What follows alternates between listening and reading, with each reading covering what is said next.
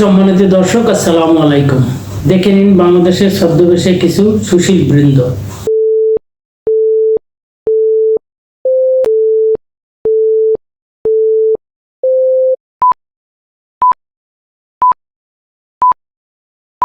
তো এরা সবাই মাশাআল্লাহ সুশীল। তো ডাকসু নির্বাচনের আগে এরা প্রত্যেকেই বলেছিল যে টিবিরের প্যানেল থেকে কোনো প্রার্থী জয়ী হতে পারবে না। এই হলো বাংলাদেশের সুশীল সমাজের চিত্র। এই যদি হয় বুদ্ধিজীবীদের নমুনা, তাইলে এই দেশের ভবিষ্যৎ কি? এই বুদ্ধি, এই মেধা দিয়ে তারা দেশ ও জাতিকে কি দিতে পারবে বা কি দিবে? এরা তো তাদেরই উত্তরসূরি যারা কিনা এত খেলাধুলা থাকতে হাডুডু খেলাকে দেশের জাতীয় খেলা বানিয়েছে। এরা তো তাদেরই উত্তরসূরি যারা নাকি কানামাছি কিংবা মোরগ যুদ্ধ খেলা আবিষ্কার করেছে, যে খেলার মাধ্যমে শিশু ও কিশোরদের প্র্যাকটিক্যালি শেখানো হচ্ছে প্রতিপক্ষকে কিভাবে ফেলে দিতে হয়, কিভাবে ঘায়েল করতে হয়। এরা তো তাদেরই উত্তরসূরি। নদীর কুল নাই কিনার নাই এই গানের মধ্যে দিয়ে যারা আমাদের বৃত্তির মধ্যে আবদ্ধ করে রাখতে চায়, ডোবার ভিতর ব্যাংক যেভাবে থাকে, এরা তো তাদেরই উত্তরসূরি। তাই তাই তাই মামা বাড়ি যাই, মামা দিল দুধ কালা, মামি আসলো ঠ্যাঙ্গা নিয়ে পালাই পালাই।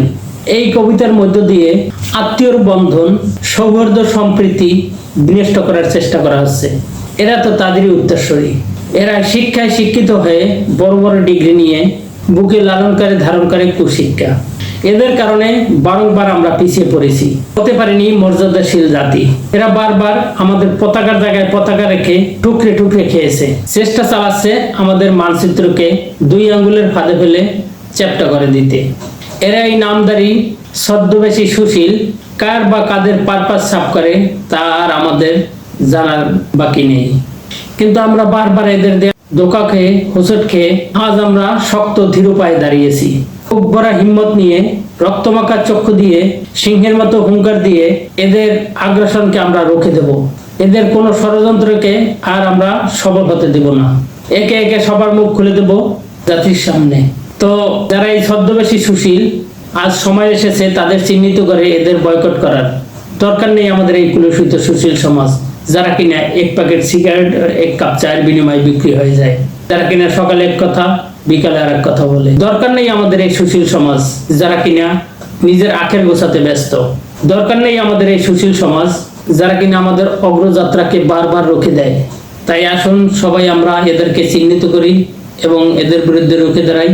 এদের কণ্ঠস্বরের ত্রুটি আমরা চেপে ধরি।